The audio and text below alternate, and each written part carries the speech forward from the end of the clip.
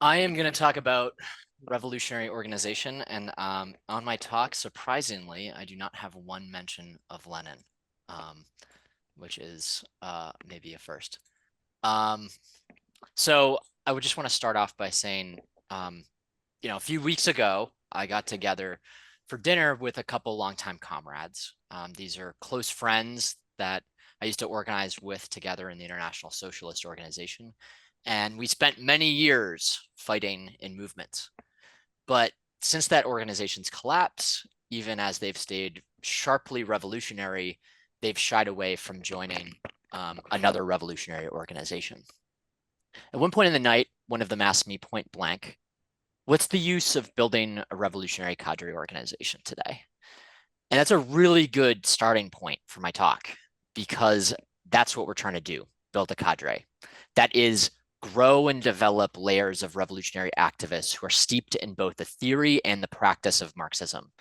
We need people who can act independently, earn and provide leadership in the struggle, and win others to Marxist organization. Repeating my good friend's question, though, why bother? What's the use of that? I'll answer you now in the same way that I answered him then with a story. In spring of 2023, the then Boston Revolutionary Socialists were growing. We had gone from 2 to around 10 members, largely but not only based around Salem State University. A lot of these new comrades had the fire to want to tear the head off the system. Some of them had read a bit of theory and history, and with one or two, much more than a bit. But I was the only active member at the time who had real experience in the revolutionary movement. I had been involved in the Occupy movement, labor solidarity organizing, multiple waves of Black Lives Matter struggle, Palestine marches against Israel's previous massacres of Gaza. I had recruited and trained revolutionaries before, had engaged in debates, had fought in and outside my organization to advance the class struggle. Each time I had learned firsthand both what it meant to be operating with others in a revolutionary group inside a broader movement and the dangers and pitfalls past movements and former comrades had fallen into. Being that solitary, experienced revolutionary in our new group, though, I was also the only person who could train these young comrades. When the far right began assaulting drag story hours in libraries up and down Massachusetts, the BRS knew we had to act. At a meeting at a queer youth center in Salem, an invitation we got thanks to one of these young comrades, we made the case to form the North Shore Trans Defense Network, a name that I had come up with. When the far right decided to come to Danvers, just a town over, we organized and mobilized a mass counter demonstration. We brought out hundreds of people, and the Fash were too scared to even show up, though we did spot them from afar. We won a major victory, but I was flat out and stretched thin between trying to train our growing group of young communists and helping to grow this incredibly vital anti-fascist united front. So I tapped a young comrade to join the Defense Network's new coordinating committee. I, on the other hand, focused on trying to hold our group together. But soon after our win, the other organizers in the network fell into a bit of security paranoia. Afraid of infiltration and doxing, they refused to call any open organizing meeting, making all decisions amongst a small group of them themselves. I didn't have the capacity to support the young comrade who I had suggested to take on relating to the network. The other organizers, in the meantime, retreated into passivity and the security culture. And since then, what began as a promising network for organizing anti-fascist activity and the defense of queer folks in the area has devolved essentially into a rump social media page with zero actions or meetings. Whenever I think back to this time, I think to myself, what if my old friends had been there with me? What if they could have brought their experience to bear and supported developing these young comrades? What if we had a bigger revolutionary cadre? That in microcosm is the argument, both the one I made to my old comrades that night and the one I'm making to you now. On every front of struggle, there are questions of strategy and tactics. There are countless pitfalls.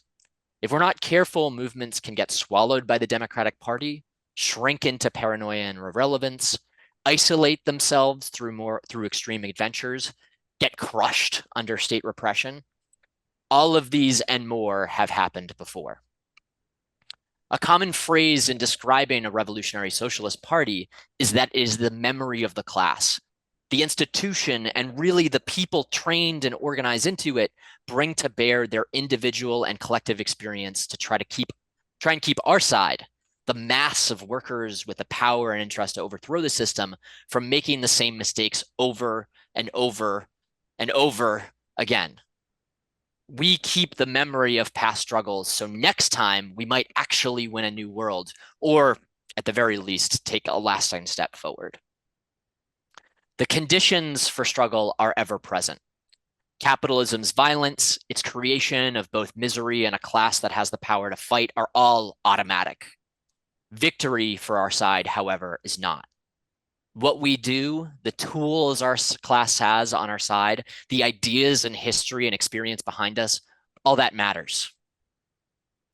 We need experienced revolutionary activists trained in politics in every locale and in every struggle to win our fellow fighters to revolutionary conclusions and to win the struggles we're engaged in today. That's the project of Firebrand. Right now, though, the left is fragmented and weak. Honestly, it's probably weaker today than it was when I first became a revolutionary. Paradoxically, this is true in spite of many, many more people verbally interested in revolution than a decade ago. So why is that?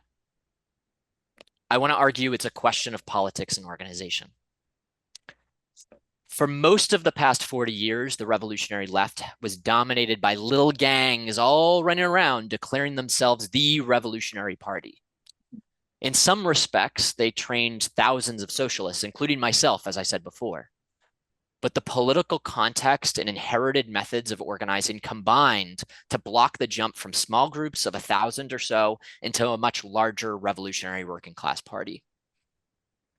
You can read my articles on this in firebrand.red for more detail, but the shorthand hot take is this.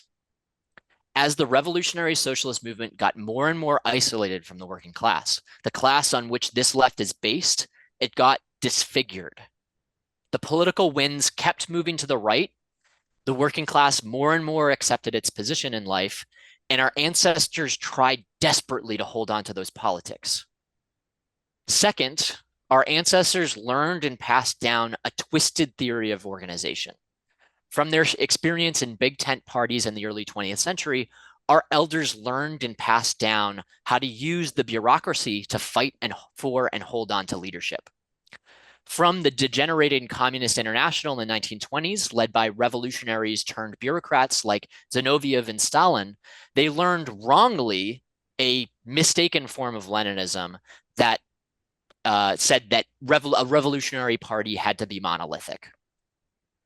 All in all, that added up to the politics, the leadership, and the organization being seen as inseparable from one another. And to protect it, these leaderships acted as what I call faction gangs. Instead of earning the loyalty of the membership of their groups and keeping it, they used their control of the apparatus to guarantee that loyalty. If something in the organization or outside the organization threatened that apparatus, even including an accusation of sexual assault, the leadership did everything to protect said apparatus. Principled be damned. I'll get a little bit more into our experience in the ISO a little more later, but these faction gangs are still around in different forms. We see the International Marxist Tendency now renamed the Revolutionary Communists of America, and the Communist Party USA use these methods to kick out people, clamp down on democracy, and protect their organization and leaders. The RCA group in Canada mishandled cases of sexual abuse and transphobia and kicked out the dissenters to protect its leaders. It has held on to, quote unquote, its tradition so tightly that it even pushes its main leader's view on the Big Bang onto the rest of the organization. The CPUSA faction gang, meanwhile, has blocked many attempts by members, including a recent petition and open letter campaign, to get the group to shift away from its full-throated support for the Democrats. We also see the Party for Socialism and Liberation, Freedom's Road Socialist Organization, and to a certain extent, Socialist Alternative, take these faction gang methods into every movement they're involved in. They set up front groups and use bureaucratic methods to make themselves leaders, not only in their organization, but also in the movement as a whole. Instead of creating a cadre of independent thinking Marxists that can earn leadership and convince others and struggle, these organizations train dogmatists and managers. But as struggle has picked up, as more people have entered these organizations and tried to use them to fight, these groups have also gone through crises. Some, like Socialist Alternative, have gone through multiple splits in recent years. Every so often, you hear of another group of ex-PSL members writing an open letter against the group. And others, like the ISO, which I was a part of for almost 10 years, have simply collapsed. Then there are those who, whether they have been in these groups or only brushed up against them, have rejected this faction gang model. But the alternatives they propose aren't any solution either. On the one hand, you have the big tent groups. The Democratic Socialists of America is the major one today, but not the only example we've seen. The Marxist Center from close to 10 years ago, Solidarity since the 1980s, the various iterations of the Socialist Party in the decades before that. These folks see the need for a mass socialist movement. They see the faction gangs as no way forward. But their solution is to have the left all get together, ignore all our differences, sing kumbaya, and get along. The result in reality isn't any more effective. Politics get reduced to the lowest common denominator. When differences between reformists and revolutionaries, or Stalinists, Maoists, anarchists, and Trotskyists, or even different Trotskyists get papered over, you can only take positions you can all agree on. In many cases, those positions might be the most general or under-controversial opinions. Socialism is good, but what that means isn't defined. We support Palestine or Black Lives Matter, but we can't take a firm position on the most effective strategy for the movement. Just show up and support. Or the only thing we can all agree on is doing mutual aid. Other times, these positions can simply tail the most right-wing sections of the class or the organization. We may really think we need to break from the Democrats, but most of our members and our broader audience doesn't, so let's keep calling for a vote for Kapmala, and someday we'll build a party. Second, because the organization is trying to hold together a bunch of divergent, different positions, the openings for real democratic control in a big tent are actually much smaller. The leadership needs to protect the organization and its gains, regardless of what positions were voted on at previous conventions. We saw this with the Jamal Bowman affair a couple of years ago, where DSA leadership allowed Democratic Representative Bowman, someone who toured Israel and voted for arms shipments, to stay in DSA despite the organization committed to the principles of boycott, divestment, and sanctions. When the left in DSA organized to try to kick Bowman out and follow through on that convention resolution, the leadership stripped the left of their membership and their working group. Ironically, in trying to hold together a broad tent, ends up recreating the whole faction gang process all over again, as the left again wrongly learns that controlling the apparatus is the key question. Returning to my earlier point, the faction fights in the Mass Socialist Party of America in the 1910s are what laid the basis for the monolithic parties we saw in the 1930s and still see today. At some point, we know as Firebrand, various forces of the left beyond ourselves will have to come together to build a real revolutionary party. As Firebrand, we have tried recruitment projects like the Revolutionary Socialist Network. We will try them again.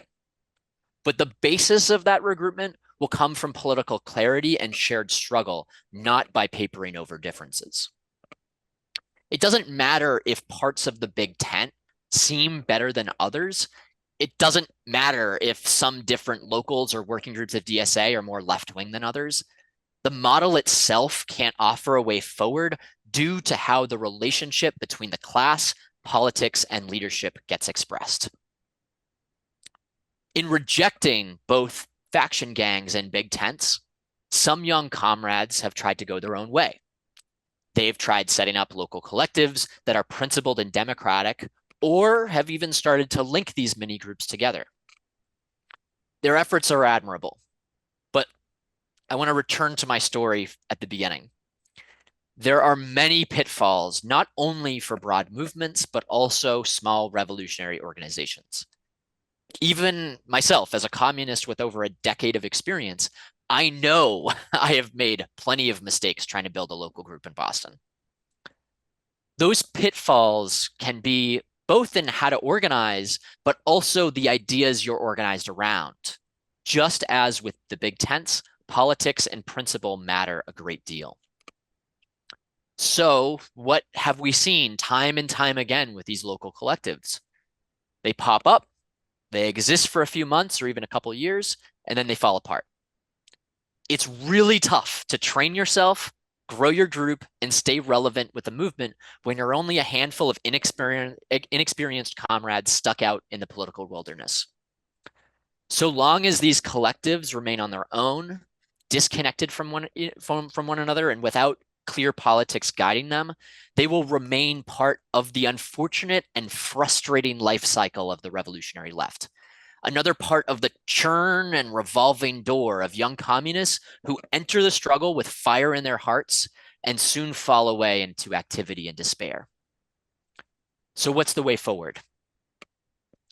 After the collapse of the ISO, many of my former comrades reached the conclusion that building any small group was a dead end.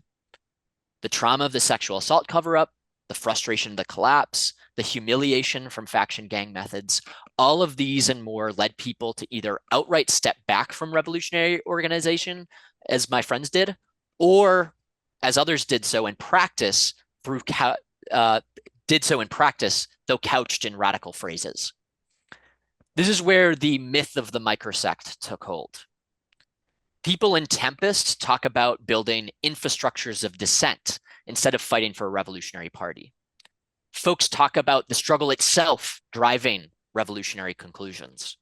And even formations like Tempest, fearing a repeat of the past, can refuse to enforce clear and uncompromising positions on, say, voting for Kamala Harris for president or Brandon Johnson for Chicago mayor. For us in Firebrand, we have no illusions that we're the Revolutionary Party in embryo. We only believe that building small organizations with clear principles are a precursor to building larger ones. From little things, big things grow.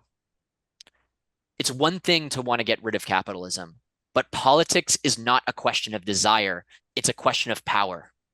And the only way we can really build our power is with numbers, actual human material grounded in sharp analysis and past experience. That's what we mean by building revolutionary organization, a revolutionary cadre today. And that's what's needed now more than ever. I highly doubt that anyone in this room isn't painfully aware of the current and ongoing catastrophe that has beset the left in the US for decades. The chaotic ineffectiveness that is the revolutionary left in the US centers around organization. This problem was not solved by the ISO, nor has it been solved in the post-ISO period. I don't bring up the ISO so quickly as to use it as a pole of circulation, which all of the class forces have revolved around. That would be ridiculous. But I do bring up the ISO because A, most of the people here were in the ISO, and B, we should not be shunning our own political history to appear as if we are not reacting to it, because we are. This is our tradition, our history, and we should be the ones to understand it, to glean the necessary lessons to move forward. I don't speak in a positive or negative tone to the legacy of the ISO, but merely with an accurate understanding, desperate need to learn from its organizational history, lest we repeat it. In this talk, I'll be proposing facets of a revolutionary socialist organization in the here and now. The question of a party is, of course, the logical extension of today's topic. For now, I will do my best to leave that discussion as a task for the future, or for the discussion. In doing so, I would like to focus on dynamics that hold the logical potential to evolve into an idea of a developing embryo of the Workers' Revolutionary Party. What are the organizational tasks that we as revolutionaries must engage in the here and now that create a rich soil from which to grow a revolutionary party from? We must not mistake the tasks of the class with the tasks of revolutionaries now. I'm going to do my best not to dig myself into too deep a theoretical hole that Reed or Steve has to bail me out of. But if I do, then I'm sure comrades better trained than I will be here. I'd like to propose 5 key characteristics of a revolutionary organization for today. I believe that these characteristics are easily duplicated for any local and are appropriate for any sized organization, even an individual socialist. Most importantly, these characteristics aren't merely descriptors. These characteristics serve as guiding principles for the trajectory of development, excuse me, for a revolutionary organization that can be of liberatory service to the working class. Revolutionary organizations must. The first one is radical democracy. Revolutionary organizations must implement democracy as a rule, both in their internal functions and their participation in movements. Fighting for democratic practices within our movements should be a key contribution from a revolutionary organization.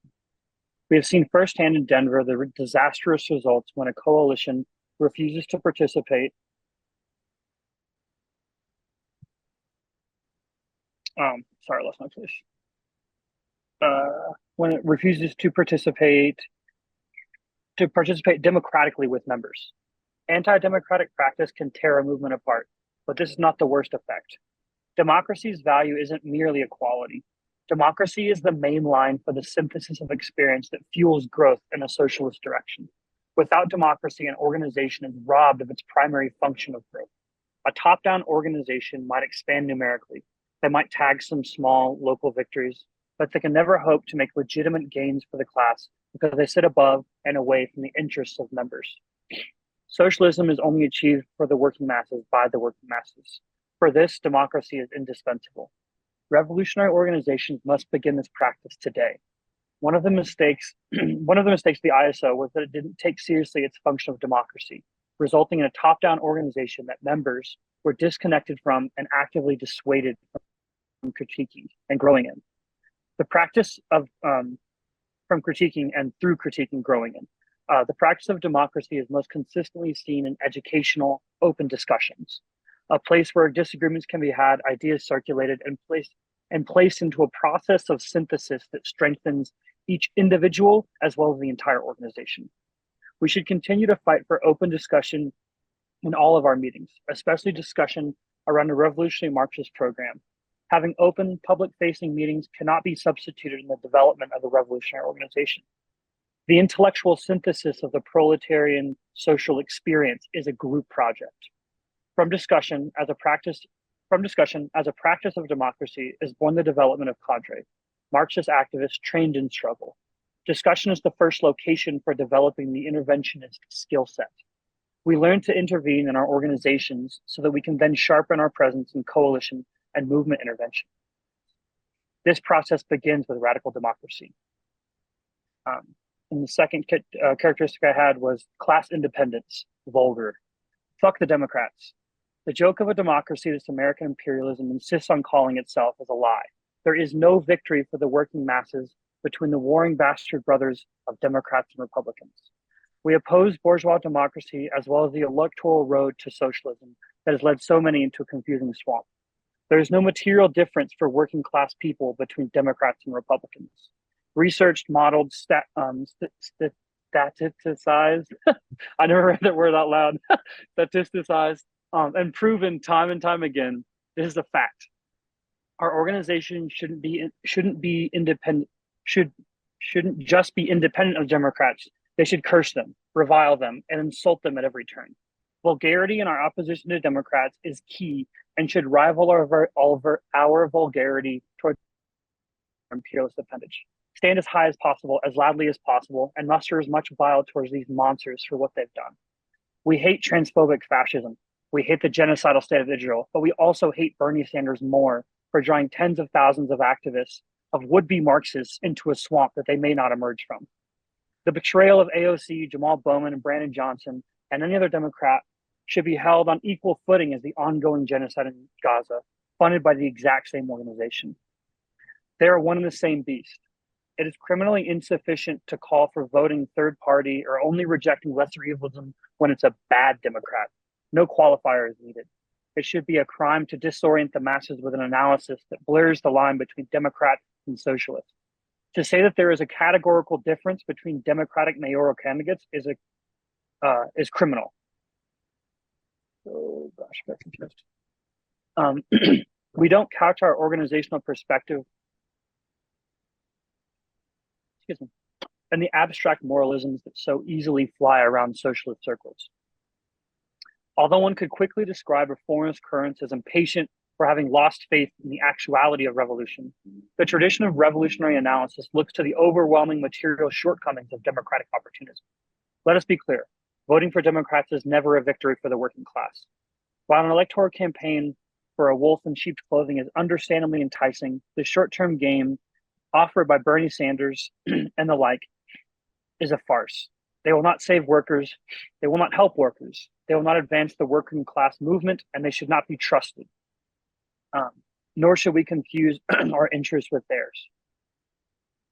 Any form of propaganda that does not clearly point to the necessity of this distinction is bourgeois in nature and should be combated with equal ferocity as racism, fascism, homophobia. Not many would argue, even on the center left, that Democrats have workers' interests in mind. Theoretically, there is agreement, but theory isn't enough. We need organizational principles of vulgar class independence. That is why Firebrand has a policy against membership in opportunist organizations. You cannot be a DSA member and a member of Firebrand. We choose vulgar class independence. We choose vulgar class independence for the influence it has on our revolutionary organizations. We want our organizations to hate the bourgeoisie in every manifestation, especially those that are most enticing to radicalizing workers. The ISO failed to foster this development and was overly focused on a business-like, emotionally approach that overly intellectualized political disagreements. Every bombed village is my hometown is the kind of attitude that our organizations need to be steeped in if we hope to win the support of our Palestinian brothers and sisters, our trans comrades, and our Black and brown community members gunned down in the streets. While there is a lower class, while there's a soul in prison, we are not free. And then the third description I had, the third characteristic, is proletarian roots. The revolutionary profession set as our task and defined by Lenin, that's my only mention of Lenin too, that's kind of like an all-time low, by Lenin must be inextricably tied to the working masses. This is what makes recruitment from any and all would-be Marxists coming to anti-capitalist conclusions all the more important, especially those who are unorganized. The task is so much easier done than said. It merely takes effort and dedication.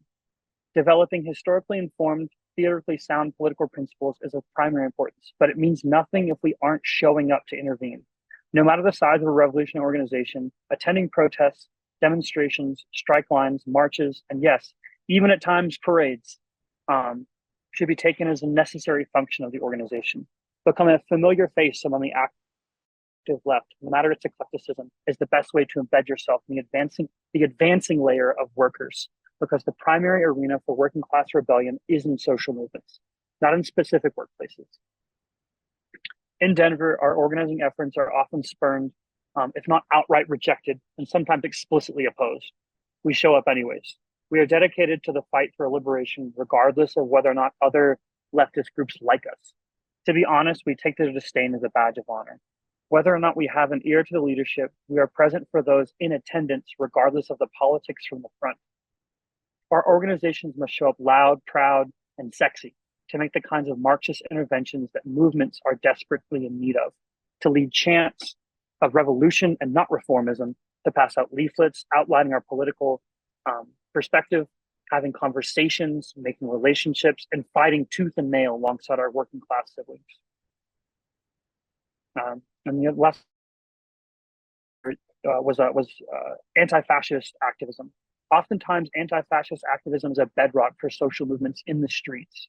While we do want to maintain an accurate and historically informed definition of fascism, the nascent fascism of Proud Boys and other like men's rights activists, forced birther movements, actual neo-Nazis, pro-cop militia types, the biker fash, 2A nut jobs, and homophobic and transphobic Christian nationalists, and any other far right-wing groups that seek to violently enforce bourgeois ideology on the streets.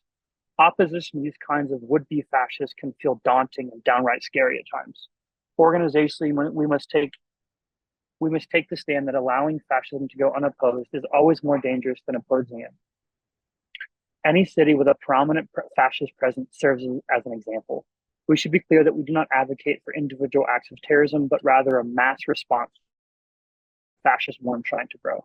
Winning anti-fascist activists to the politics of mass orientation by showing that fighters must be thinkers and thinkers fighters is necessary to develop an organizational fabric bold in its activism, unfazed by the boogeyman touted by liberals. We stand firmly on the organizing imperative of revolution from below in all instances, no matter how bleak the position we find ourselves.